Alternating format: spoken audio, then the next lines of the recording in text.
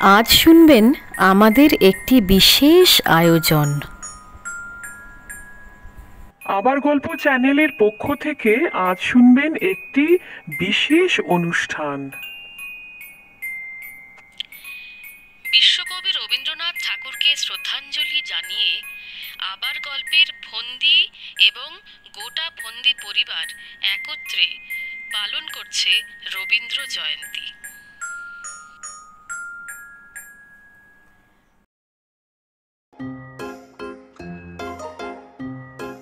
কাহিনী পরিকল্পনা, শব্দগ্রহণ, কণ্ঠসঙ্গীত এবং সমগ্র পরিচালনায় সুতপা চট্টোপাধ্যায়।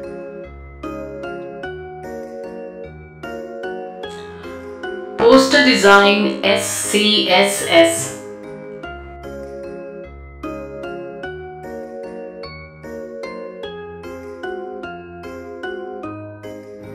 আনন্দ লোকে মঙ্গলালোকে বিরাজ সত্য সুন্দর, মহিমা তব। বেল, এখন আবার কি আসলো? যাই দেখি কে এলো। এই এই এই এ কি ফোয়ারা, তুমি? সঙ্গে আবার এরা কারা? আর কি সেজে এসেছো?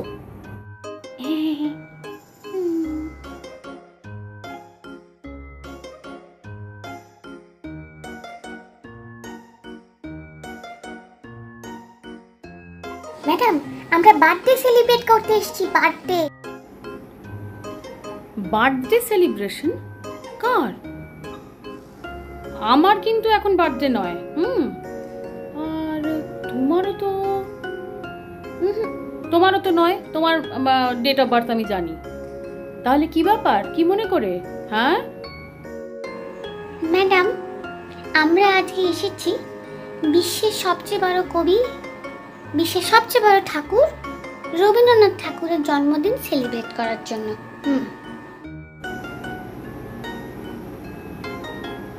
রবীন্দ্রনাথ ঠাকুরের বার্থডে সেলিব্রেশন করতে এসেছো? এসব কেক, বেলুন এসব নিয়ে এসেছো কেন? আচ্ছা এসো, তোমরা সবাই এসো তো, এসো এসো এসো, সবাই এসো, বসো। আমি তোমাদের রবীন্দ্রনাথ ঠাকুরের জন্মদিনের কিছু কথা বলবো আর ওনার সম্পর্কেও কিছু তোমাদের তথ্য দেব। এসো এসো, তোমাদের ভালো লাগবে। এসো এসো এসো এসো এসো।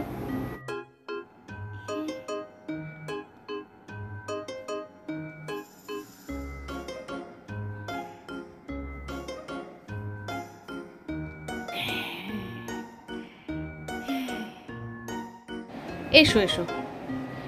তা তোমরা বলো, তোমাদের নামগুলি শুনি। তোমরা তো মনে হচ্ছে ফোয়ারার বন্ধু, তাই তো? ম্যাডাম, আমার নাম টফি আর ওর নাম ডুডল। আচ্ছা, তোমরা তো কবিগুরু রবীন্দ্রনাথ ঠাকুরকে এই হিসেবে চেনো যে উনি সাহিত্যিক বা লেখক বা কবি, তাই তো? আচ্ছা, তোমরা কি জানো উনি মোট কটা কবিতা লিখেছেন, যেগুলোর বেশিরভাগই কিন্তু গান হয়েছে, যেটাকে রবীন্দ্রসঙ্গীত বলা হয়? তোমরা বলো তো ওনার লেখা মোট কবিতার সংখ্যা কত? দেখি কে বলতে পারে।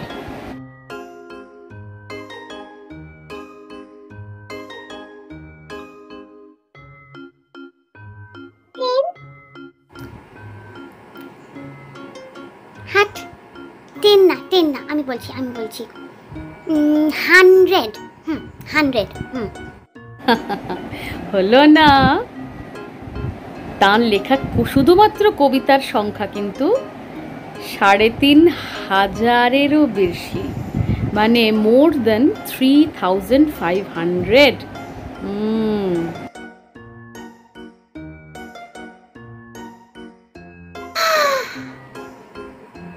ম্যাডাম, 3500?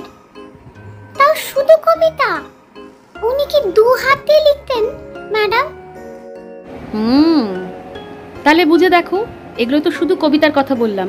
এছাড়া বড় গল্প আছে, ছোট গল্প আছে, উপন্যাস আছে, নাটক আছে, গীতি কাব্য আছে, তারপর রয়েছে প্রবন্ধ, হ্যাঁ, এবং সম্পাদকীয়, তারপরে উনি সংবাদপত্র পরিচালনা করেছেন।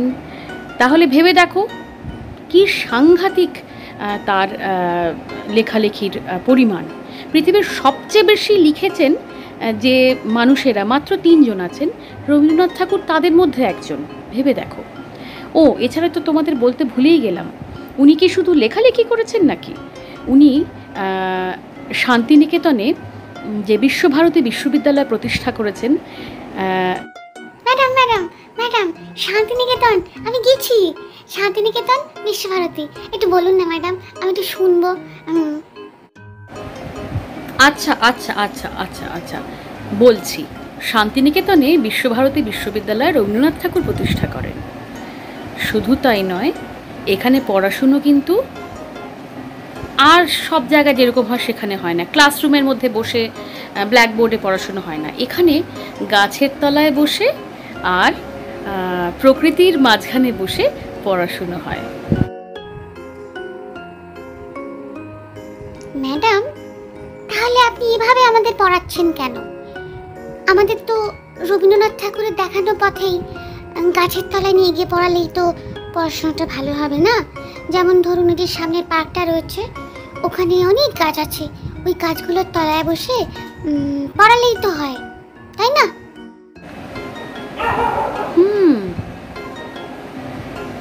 এখন তোমাকে নিয়ে গাছের তলায় বসতে হবে? এই যে শোনো, এটা কিন্তু শান্তিনিকেতনও নয়, আর এটা বিশ্বভারতী বিশ্ববিদ্যালয় নয়। ভালো করে পড়াশুনো করো, তারপর বিশ্বভারতী বিশ্ববিদ্যালয়ে ভর্তি হয়ে ওখানে গাছের তলায় বসে পড়ো গিয়ে।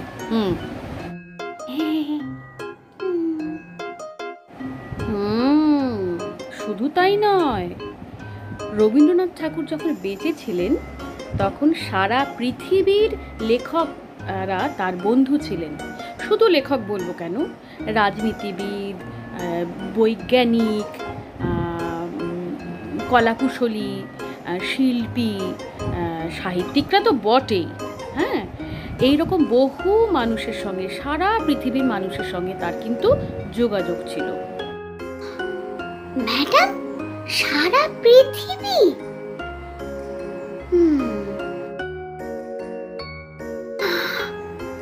এত কানেকশন ছিল, আমার তো খুব অল্প কানেকশন, আরো বাড়াতে হবে। আচ্ছা বেশ, তোমরা কেক টেক এনেছো কবিগুরুর জন্মজয়ন্তী পালন করবে বলে, তাই করো। আমার মনে হয় কবিগুরু হয়তো এই আয়োজন নাকচ করতেন না। ঠিক আছে, তোমরা তোমাদের মতন করে তাকে স্মরণ করে কেক কেটে তার প্রতি শ্রদ্ধা জ্ঞাপন করবে, ঠিক আছে তো? আর পারলে তোমাদের মধ্যে যদি কেউ কবিগুরু রবীন্দ্রনাথ ঠাকুরের গান বা কবিতা বা কিছু জানো, তাহলে সেটা একটু আমাকে বলো তো, আমরা সবাই মিলে তাহলে এইটা করব। নীতি নিত্যে ঘেজে নাচে, তাতা থই থই, তাতা থই থই, তাতা থই থই, তারি সঙ্গে কি মৃদঙ্গে সদা বাজে, তাতা থই থই, তাতা থই থই, তাতা থই থই।